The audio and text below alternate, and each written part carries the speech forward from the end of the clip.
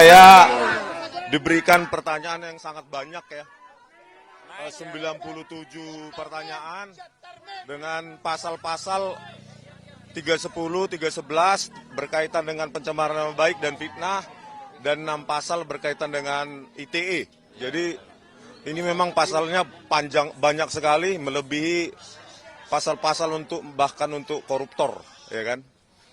Saya tadi ditanyakan sejumlah pertanyaan yang berkaitan dengan metode-metode ilmiah yang saya kaji, tetapi ada sejumlah jawaban, sejumlah pertanyaan yang saya tidak berkenan untuk saya jawab, ya karena itu berkaitan nanti dengan hal-hal teknis, bagaimana saya mengkaji secara ilmiah apa yang saya teliti berkaitan dengan ijazah, lembar pengesahan Pak Joko Widodo yang kami dapatkan langsung dari UGM maupun dari ijazah yang diupload oleh saudara Dian Sandi, ya itu. Berarti hari ini dipanggil sebagai terundang, memenuhi undangan klarifikasi, ya. Belum terlapor. Klarifikasi tentang berkaitan dengan pelaporan oleh Pak Joko Widodo, ya, pada tanggal 30 April, ya, Pak. 30 April 2025. 97. Ya, naik ya. Tadinya 70, naik 97. 97 totalnya ya, pertanyaan. Banyak sekali. Iya. Iya. Iya, terkait dengan akun X saya juga, ya, akun X @sianiparismon dan akun diskusi saya dengan Pak Roy Suryo di Diskursus, ya, di Diskursus.net. Berikut juga dengan sejumlah video saya di akun saya di Balige, akun YouTube Balige Academy, di mana saya mengkaji, menganalisa lembar pengesahan dan skripsi, lembar pengesahan skripsi dari Pak Joko Widodo, ya, terkait dengan algoritma yang saya gunakan, metode-metode, ya. Jadi saya ya terangkan sedikit yang dibutuhkan gitu, Pak. bukan menjadi terlapor. Nah, ini sebenarnya terlapornya ini siapa, sudah diungkap apa belum dari penyidik Polda Metro Jaya?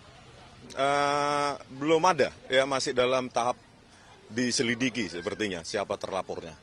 Tapi untuk dari Joko Widodo melaporkan orang-orangnya, nama-namanya berarti siapa? Saya tidak tahu, belum ada, ya. Tapi kan dalam laporannya Pak Jokowi kan dalam kronologisnya disebutkan nama, salah satunya adalah nama abang itu, bagaimana Pak? Inisial mungkin ya, inisial RS. Tidak jelas siapa. Nah, siapa RS itu kita masih belum tahu, ya. Ya. Ya, mungkin saya tambahkan, memang yang beredar di media muncul sejumlah inisial nama, tetapi yang kami jadikan patokan bukanlah apa yang beredar di media, tetapi yang secara de jure ada dalam undangan klarifikasi. Dan dalam undangan klarifikasi itu hanya disebutkan penyidik sedang melakukan penyelidikan sejumlah dugaan tindak pidana, di antaranya tadi disebutkan 310 KUHP, 311 KUHP, ada juga pasal 27A Undang-Undang ITE, dan juga pasal 35 dan 32 Undang-Undang ITE. Berkaitan dengan peristiwanya juga belum jelas, hanya disebutkan di 26 Maret 2025, dan juga tidak dijelaskan siapa terlapornya. Hanya memang kalau pelapornya jelas disebut IRH Joko Widodo, begitu. Undangan lainnya setelah ini dari untuk mengklarifikasi dari laporan itu? Oh, kami pikir cukup ya, karena ini kan sifatnya undangan klarifikasi, bukan panggilan polisi. Sehingga kalau apa yang diminta untuk diklarifikasi sudah dijelaskan dan dalam batasan-batasan yang kami anggap cukup untuk memberikan klarifikasi, ya sudah. Karena kami menilai memang tidak ada perkara pidana di sini. Ini adalah perkara di mana klien kami seorang ilmuwan menggunakan metode ilmu yang dikuasai, Pak Rismon dalam hal ini, memberikan pandangan-pandangan yang sifatnya saintifik. Dan itu juga yang dilakukan oleh Pak Roy, juga Dr. Tifa, sehingga saya kira sekali klien kami diklarifikasi ya cukup sudah, nggak ada lagi yang perlu diklarifikasi. Mau apa lagi begitu loh. Ya, dan kami memang tidak menerima undangan-undangan lagi setelah ini ya, belum ada. Dan kami harapkan penyidik juga menghentikan persoalan yang berkaitan dengan apa yang hari ini dituduhkan pada klien kami. Saya kutip saja ya pendapat Pak Jimli Asidiki, kalau soalnya itu adalah soal ijazah, ya diselesaikan ke PT UN. Tapi karena ini lebih dari 90 hari, ya diselesaikan di peradilan negeri, dan hari ini di pengadilan negeri sudah bergulir dua perkara sekaligus. Yang pertama di pengadilan negeri Surakarta yang digugat oleh Pak Dr. Muhammad Taufik, yang kedua ada di pengadilan negeri Sleman. Artinya semestinya kalau kita mau ya fokus kepada penegakan hukum dan menghormati kaidah hukum, penyidik ya harus menghormati Perma nomor 1 tahun 1956, di mana jika ada perkara berdata beririsan dengan apa yang mereka anggap ada perkara pidana, ya di hold dulu, ya dihentikan dulu perkara penyelidikannya dan fokus menunggu putusan pengadilan perdata hingga memiliki kekuatan hukum yang tetap begitu. Jadi kami pikir klarifikasi yang kami berikan sebagai bagian dari warga negara yang kooperatif memenuhi undangan dari penyidik sudah cukup begitu.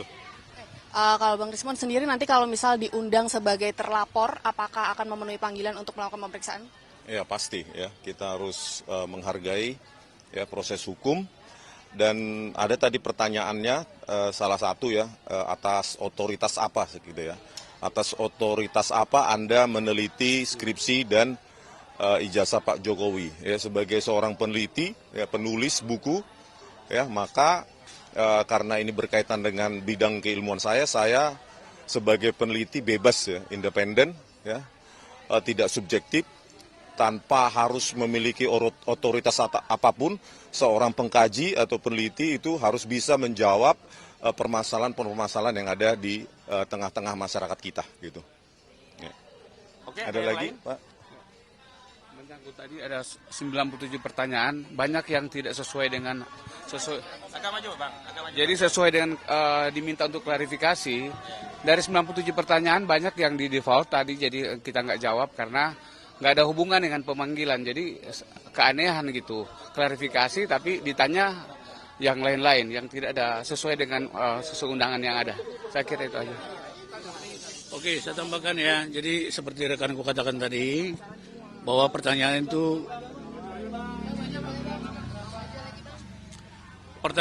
seperti yang disampaikan oleh rekanku tadi 97. Dari pagi sampai sekarang hampir seharian kita di dalam.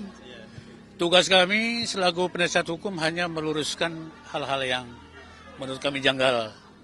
Di antaranya cara menjawab dari klien kita Rismon seperti apa. Ya kita jawab secara hukum juga.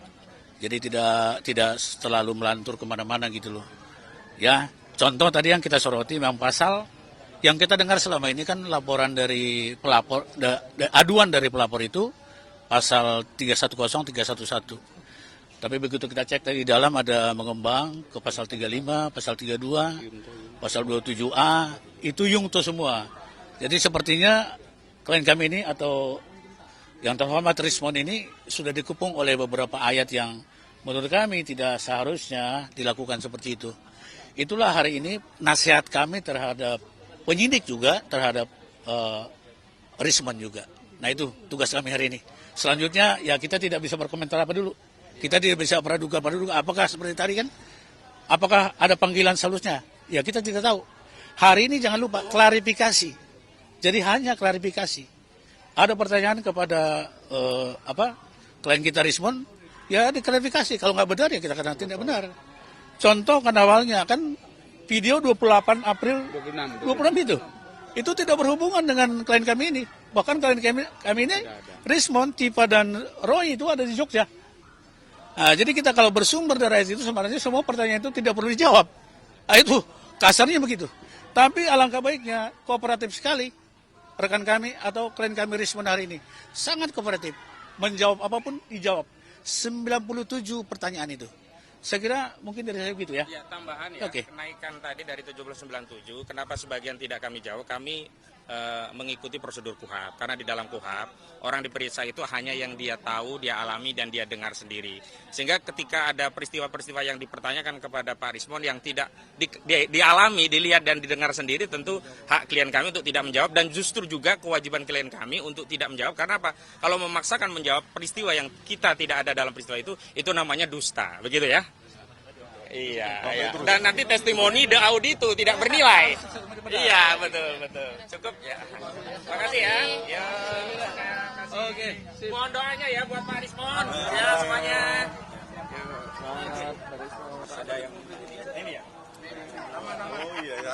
Ya, sampai. Oh, sama Pak Peter. Jujur.